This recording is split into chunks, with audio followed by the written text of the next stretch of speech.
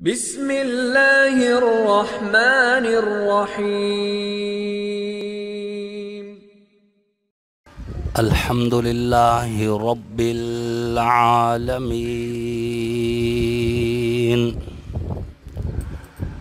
والصلاة والسلام علی سید الانبیاء والمرسلین وعلى آلہ وأصحابہ اجمعین اما بعد فاعوذ باللہ من الشیطان الرجیم بسم اللہ الرحمن الرحیم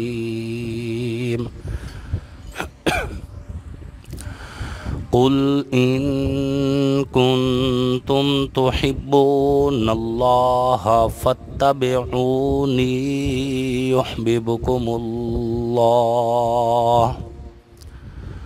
وقال النبی صلی اللہ علیہ وسلم علیکم بسنتی وسنت الخلفاء الراشدین المہدیین صدق اللہ وصدق رسولہ النبی الکریم ونحن على ذلك لمن الشاہدین والشاکرین والحمد للہ رب العالمین۔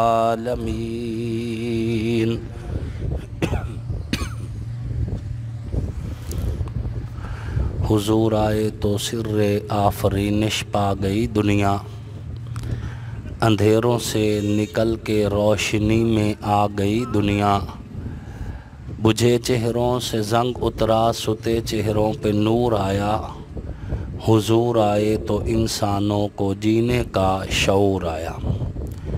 واجب صد تکریم دوستوں، بزرگوں اور ساتھیوں، آپ سب لوگ اور ہم ایک خوشی کی محفل میں، شادی کی تقریب میں اکٹھے ہیں،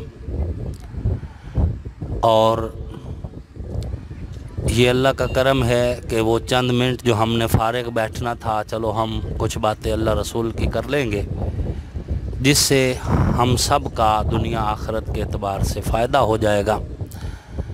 سامعین محترم، حضور صلی اللہ علیہ وآلہ وسلم نے فرمایا کہ نکاح میری سنت ہے۔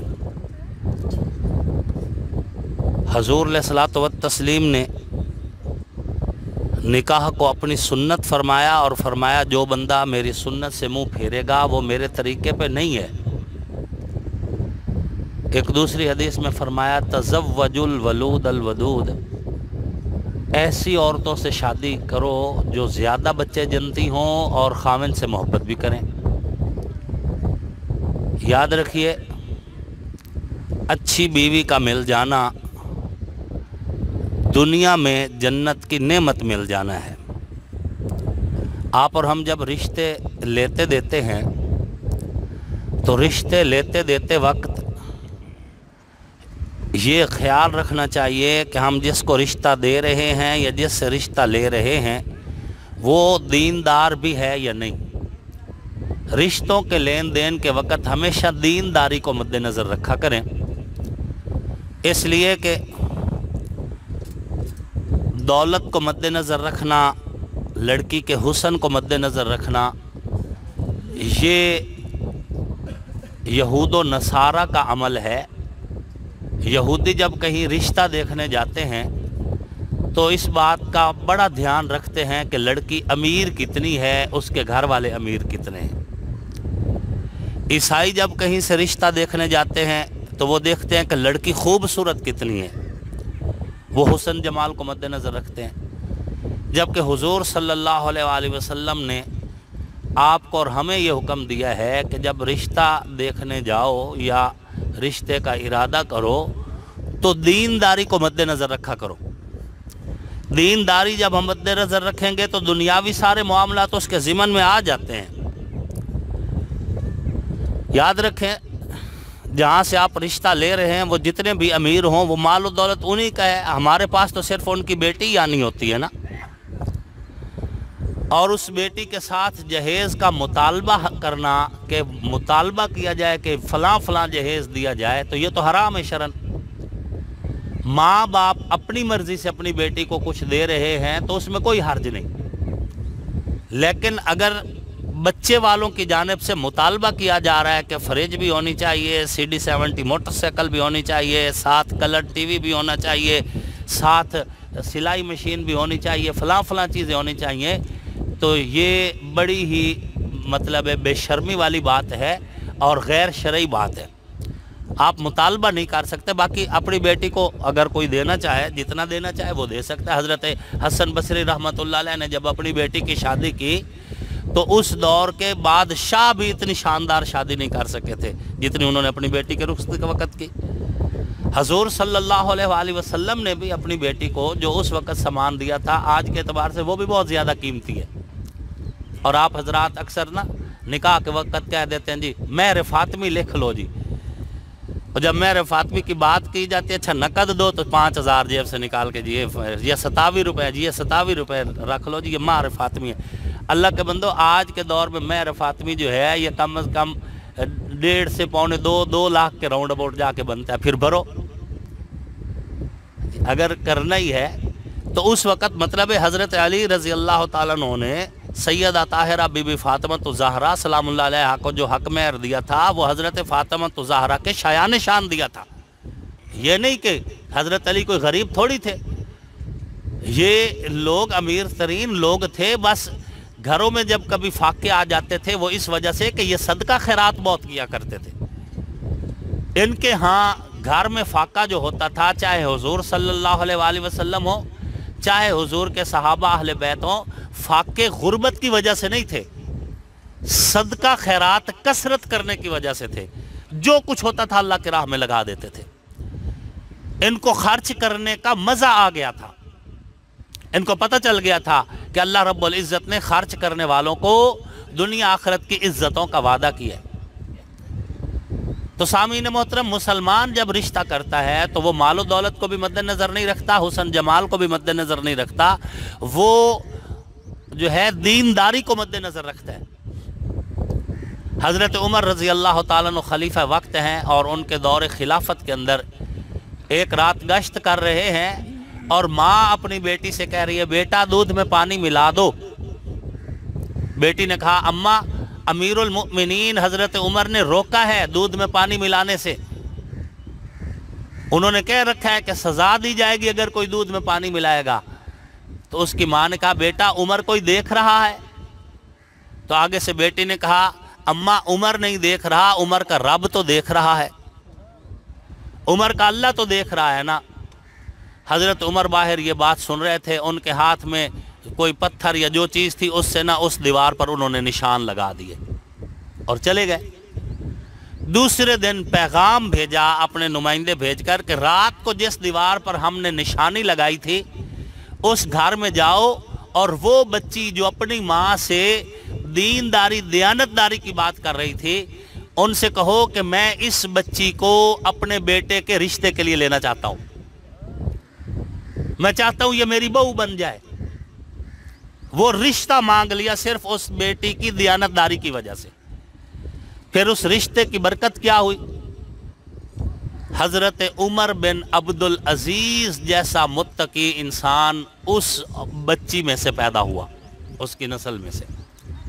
جو رشتے دین کی بنیاد پہ ہوں ان میں سے پھر عبد القادر جیلانی پیدا ہوتے ہیں، ان میں سے معین الدین چشتی اجمیری پیدا ہوتے ہیں، ان میں سے سلطان باہو پیدا ہوتے ہیں، ان میں قاسم نانوتوی پیدا ہوتے ہیں، ان میں اشرف علی تھانوی پیدا ہوتے ہیں، ان میں نیک لوگ حافظ قاری اور صوفی ٹائپ اور شریف لوگ پیدا ہوتے ہیں جو دینداری کی بنیاد پر رشتے کیے جائیں، اور جو دنیاوی اعتبار سے کیے جائیں تو اللہ رب العزت چاہے ان میں بھی برکت ڈال دیں۔ اللہ کے لیے کون سی مشکل ہے؟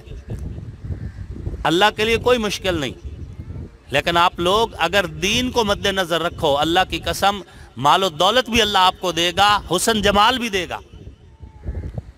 آپ نے کبھی اندازہ نہیں لگایا کہ جو لوگ دین سے جڑے ہوئے ہیں اللہ رب العزت نے نہ انہیں مال و دولت کے اعتبار سے کبھی پیچھے رہنے دیا ہے اور نہ ہی حسن و جمال کے اعتبار سے کبھی پیچھے رہنے دیا ہے۔ اللہ رب العزت ان کو ہر اعتبار سے ان کا حامی اور ناصر رہا ہے۔ اس لیے رشتہ داری کا جب بھی آپ کوئی ارادہ کریں تو بندے بھلے غریب ہوں لیکن کم از کم شریف ضرور ہوں۔ شریف لوگوں کا انتخاب کیا کریں جن کے ساتھ آپ رشتے لین دین کر رہے ہیں، تاکہ کل کو آپ ان سے کوئی بات اگر کرنا چاہیں وہ آپ کی بات پہ توجہ بھی دیں، وہ آپ کی بات پہ غور بھی کریں۔ باقی سامعین محترم، حضور صلی اللہ علیہ وآلہ وسلم نے فرمایا عورت یہ مرد کی پسلی سے پیدا ہوئی ہے اور پسلی کی طرح ٹیڑھی ہے، اس کو سیدھا کرو گے تو ٹوٹ جائے گی اور اسی طرح رہنے دو گے تو تھوڑی تھوڑی تکلیف تو ہوتی رہ جائے گی۔ تو مرد کی مردانگی یہ ہے کہ عورت کو برداشت کرے، عورت پہ ہاتھ اٹھانا، اس کو تھپڑ مارنا، اس کو کتی بلی کہنا، اس قسم کی باتیں کرنا یہ مردانگی نہیں ہے۔ مرد کی مردانگی یہ ہے کہ اس کے ٹیڑھے پن کو قبول کرے، برداشت کرے۔ عورت ہے غصے میں آ جاتی ہے چونکہ ٹیڑھی ہے پسلی کی طرح حضور نے فرمایا، تو اس لیے مرد کی مردانگی اس میں نہیں ہوتی کہ بس تھوڑی بہت لڑائی ہو اور کہا جا تمہیں تو فارغ ہیں، یہ کہہ دیا اور پھر اٹھ کے بھاگ پڑا مولویوں کے پاس، جی کوئی وچلا راہ کڈو۔ جی مولوی وکیل تھوڑا ہے کہ جو درمیانی رستے نکالے گا، وکیل قانون میں سے درمیانی رستے نکال لیتے ہیں، مولوی تو نہیں نکالے گا۔ اگر مولوی شولوی ہو تو پھر کچھ بھی نکلوا لو اس سے، شولویوں کے پاس بہت ساری رعایتیں ہیں لیکن مولوی تمہیں رعایت نہیں دے گا، وہ تو کہے گا ہم نے وہ بتانا ہے جو قرآن اور حدیث میں، بس قرآن اور حدیث سے ہٹ کے تمہیں کوئی جو ہے راستہ بھی نہیں دے گا۔ جو مولوی شولوی کو آپ کچھ بھی کہہ لیں اس کے پر آپ جو ہے اسے جو اس سے راستہ نکلوا لیں وہ نکالتے جائیں گے۔ پھر سامعین محترم یاد رکھو یہ رشتے اللہ رب العزت کی جانب سے ایک طے شدہ مقدر کے تحت جو ہے وقوع پذیر ہوتے ہیں۔ ان رشتوں کی قدر کرنا ہم پہ فرض ہے۔ یاد رکھیے جس دن اللہ نے رشتہ داری کو پیدا کیا، اللہ نے رشتہ داری کو پیدا کر کے کہا کہ جا زمین پہ نازل ہو، رشتہ داری اللہ کے عرش سے چمٹ گئی۔ کہا اے میرے رب میں زمین پر نہیں جاؤں گی، اہل زمین میری عزت نہیں کریں گے، میری قدر نہیں کریں گے۔ اللہ پاک نے فرمایا تو جا زمین پہ نازل ہو، مجھے قسم ہے اپنی عزت کی، جو تجھے جوڑے گا میں اس کو جوڑ دوں گا، جو تجھے توڑے گا میں اس کو توڑ دوں گا۔ دنیا کا کوئی ایک ایسا بندہ کامیاب بندہ دکھاؤ جس کی رشتہ داری ٹوٹی ہوئی ہو اور وہ کامیاب ہوا ہو، قطعاً نہیں ہے، قطعاً نہیں ہے۔ حضور نے فرمایا سل من قطعک، جو تم سے توڑ رہے ہیں ان سے رشتے جوڑو۔ میں ایک واقعہ سنا کے اپنی گفتگو سمیٹ لیتا ہوں۔ اصل میں انتظار کر رہا ہوں مولانا ساجد عثمانی صاحب کا، ورنہ میں یہ گفتگو بھی لمبی نہ کرتا۔ تفسیر جلالین کے جو مصنف ہیں علامہ جلال الدین سیوطی رحمۃ اللہ علیہ، بہت بڑے جو ہے مفسر ہیں، انہوں نے ایک واقعہ لکھا ہے کہ ایک بندہ سفر پہ جا رہا تھا، سفر پہ جانے پر اس نے اپنی امانت کچھ اپنے دوست کے پاس رکھ دی۔ سفر لمبا تھا، اس کو واپس آنے میں عرصہ لگ گیا۔ جب وہ واپس آیا تو جس کے پاس امانت رکھی تھی وہ بندہ فوت ہو چکا تھا۔ اس کے بیٹوں کے پاس گیا، کہا کہ آپ کے باپ کے پاس میری امانت تھی۔ بیٹوں نے کہا ہمارے پاس تو نہیں ہے۔ پریشان ہوا، اہل مدینہ کے پاس گیا، علماء کے پاس جا کے بات کی۔ انہوں نے کہا کہ ایسا کرو کہ جو بندے فوت ہو جاتے ہیں ان کی روحیں صبح تہجد کے وقت زمزم کے کنویں میں اکٹھی ہوتی ہیں، آپ زمزم کے کنویں پہ جائیں اور ایک عمل کہا کہ یہ عمل پڑھنا، وہاں آواز دینا، آپ کو آپ کا مطلوبہ بندہ جو ہے وہاں سے جواب دے گا۔ وہ چلا گیا، اس نے جا کے زمزم کے کنویں پہ ان کی ہدایات کے مطابق وہ عمل بھی کیا اور آواز بھی دی، لیکن آگے سے جواب نہیں آیا، جواب نہیں آیا۔ واپس آ گیا، پھر آ کے علماء سے بات کی، علماء نے کہا اچھا چلو کوئی بات نہیں، جو روحیں زمزم کے کنویں میں نہیں اکٹھی ہوتی، وہ مدینہ سے باہر ایک اجڑا ہوا کنواں ہے ویران، اس میں اکٹھی ہوتی ہیں، وہاں جاؤ۔ دوسرے دن یہ وہاں چلا گیا، وہاں جا کر اس نے وہی عمل کیا، اور جب اس بندے کو آواز دی تو پہلی ہی آواز پر کنویں میں سے جواب آ گیا۔ اس نے کہا جی میری امانت تھی تیرے پاس، کنویں میں سے جواب آیا تیری امانت میرے فلاں کمرے کے فلاں کونے میں زمین کے اندر میں نے دبا دی تھی، مجھے خطرہ تھا کہ میرے بیٹے امانت میں خیانت نہ کریں، اس لیے تیری امانت محفوظ ہے، اس کمرے سے جا کے نکال لو۔ اس نے کہا ٹھیک ہے، مجھے میری امانت تو مل جائے گی، مجھے یہ بتا تو بندہ نیک تھا، شریف تھا اور امانت دار تھا، اسی وجہ سے میں تجھے امانت دے کے گیا ہوں، مجھے بتا اللہ نے تیری روح کو نیک لوگوں کے ساتھ زمزم کے کنویں میں نہیں رکھا بلکہ گناہ گاروں کے ساتھ اس اجڑے ہوئے کنویں میں کیوں رکھا ہے؟ علامہ جلال الدین سیوطی رحمۃ اللہ علیہ لکھتے ہیں کہ تب اس بندے کی روح نے جواب دیا کہ بات یہ ہے کہ جب میں فوت ہوا تو میں اپنی پھپھو سے ناراض تھا، ہم بولتے نہیں تھے آپس میں، اللہ نے جب مجھے اپنے سامنے کھڑا کیا، میری نمازیں، میرے سجدے، میرے رکوع، میری ساری عبادات اللہ نے میرے منہ پہ مار دی اور کہا کہ تو نے میری قائم کردہ رشتہ داری کا لحاظ نہیں کیا، میں بھی تیرا لحاظ نہیں کروں گا، اور اللہ نے مجھے گناہ گاروں کے اندر اکٹھا کر دیا۔ اس سے آپ اندازہ لگا لو کہ یہ رشتے کتنے اہم ہیں۔ ان رشتوں کو نبھانے کی کوشش کریں، اور خصوصاً میاں بیوی کا جو رشتہ ہے یہ تو بہت مضبوط رشتہ ہے۔ یاد رکھنا میاں بیوی کا رشتہ اتنا مضبوط ہے کہ جنت میں بھی ساتھ ہوں گے، جنت میں بھی۔ قرآن پاک میں یا آدم اسکن انت و زوجک الجنہ، اے آدم تو اور تیری بیوی جاؤ جنت میں آرام کرو۔ مضبوط ترین رشتہ میاں بیوی کا ہے، اور کمزور اتنا ہے کہ 3 جملوں پہ ٹوٹ جاتا ہے۔ مضبوط اتنا ہے کہ جنت تک ساتھ ہے، اور کمزور اتنا ہے کہ صرف 3 جملے منہ سے نکلے نہیں اور رشتہ ٹوٹ گیا، سال ہا سال کا رشتہ ٹوٹ گیا۔ اس لیے احتیاط کیا کریں، احتیاط کیا کریں۔ یہ جو آپ طلاق کے فیر نکال دیتے نا، ایک ہی بار پورا بریسٹ نکال دیا اور پھر پریشان ہو کے بھاگ پڑے۔ بیوی کے ساتھ اگر معاملہ گڑبڑ ہوا ہے تو پانی پیجئے، پانی پینے سے بھی ٹھنڈا نہیں ہو رہی تو لیٹ جائیے، لیٹنے سے بھی سکون ہے تو چپ کر کے دروازہ بند کیجئے اور نکل جائیے، جب معاملہ ٹھنڈا ہو جائے تو پھر واپس آئیے۔ حضرت عمر رضی اللہ تعالیٰ عنہ کے دور میں ایک واقعہ ملتا ہے کتابوں میں، ایک بندہ حضرت عمر کے پاس گیا کہ میں جا کے شکایت لگاتا ہوں کہ میری بیوی بہت سختی کرتی ہے میرے ساتھ، جھگڑا کرتی رہ جاتی ہے۔ حضرت عمر چونکہ ذرا سخت مزاج تھے تو پتہ اس نے کہا کہ یہ اس کی ٹھیک بہترین جو ہے نا کوئی نہ کوئی عمل کریں گے ایسا۔ حضرت عمر کے پاس جب شکایت لگانے گیا تو ابھی دروازے پہ بھی پہنچا تھا تو دیکھا، مطلب آواز سنی کہ حضرت عمر کی بیوی حضرت عمر کو ڈانٹ رہی تھی، اور حضرت عمر آگے سے جی ٹھیک ہے جی، جی ٹھیک ہے جی، جی ٹھیک ہے جی، آگے سے صرف یہی کہہ رہے تھے۔ جب حضرت عمر باہر نکلے تو پوچھا ہاں بھئی کیا کام؟ انہوں نے کہا جی میں نے جو کام کہنا تھا، میں اپنی بیوی کی شکایت لگانے آ رہا تھا اور آپ کی تو اپنی کلاس لگی ہوئی تھی۔ حضرت عمر نے فرمایا بات سن کہ تیرے کپڑے کون دھوتا ہے؟ اس نے کہا میری بیوی۔ اس نے کہا تجھے کھانا کون پکا کے دیتا ہے؟ اس نے کہا میری بیوی۔ اس نے کہا تیرے بچوں کو کون سنبھالتا ہے؟ اس نے کہا میری بیوی۔ اس نے کہا اگر یہی کام کپڑے دھونے کے لیے تو دھوبی رکھے، کھانا پکانے کے لیے باورچی رکھے، بچے پالنے کے لیے ملازم رکھے، اور ان ساروں کی تنخواہ اکٹھی کر کے پھر اگر تجھے ہر مہینے تنخواہ دینا پڑے تو پھر تجھے پتہ چلے گا کہ بیوی کی اہمیت کیا ہے۔ پھر تجھے پتہ چلے گا کہ تیری بیوی صرف تیری بیوی نہیں، یہ تیری دھوبی بھی ہے، یہ تیری باورچی بھی ہے، یہ تیری خادمہ بھی ہے، یہ تیرے بچوں کی نوکرانی بھی ہے، یہ تیرے گھر کی جو ہے بوکھر اور اس کی صفائی کرنے والی بھی ہے۔ ایک عورت تیرے گھر کی کتنے کام سنبھالے بیٹھی ہے، اس لیے اس کو اس کی کیفیت پہ ہی برداشت کرو۔ حضور صلی اللہ علیہ وآلہ وسلم فرماتے ہیں عائشہ جب تو ناراض ہوتی ہے مجھے پتہ چل جاتا ہے۔ یا رسول اللہ صلوات اللہ علیہ آپ کو کیسے پتہ چلتا ہے؟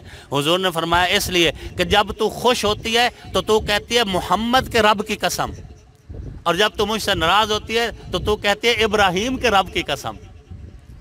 یہ عورت کی نیچر ہے، جب غصے میں آ جائے تو اسے، لیکن تھوڑی دیر بعد اللہ نے اس میں نرمی بھی رکھی ہے، پھر اس کا مزاج ٹھیک بھی ہو جاتا ہے۔ اس لیے یہ تعلقات، یہ رشتے، یہ ربط کے قائم کردہ رشتے ہیں، ان رشتوں کو جتنا ممکن ہو سکے نبھانے کی کوشش کیا کریں۔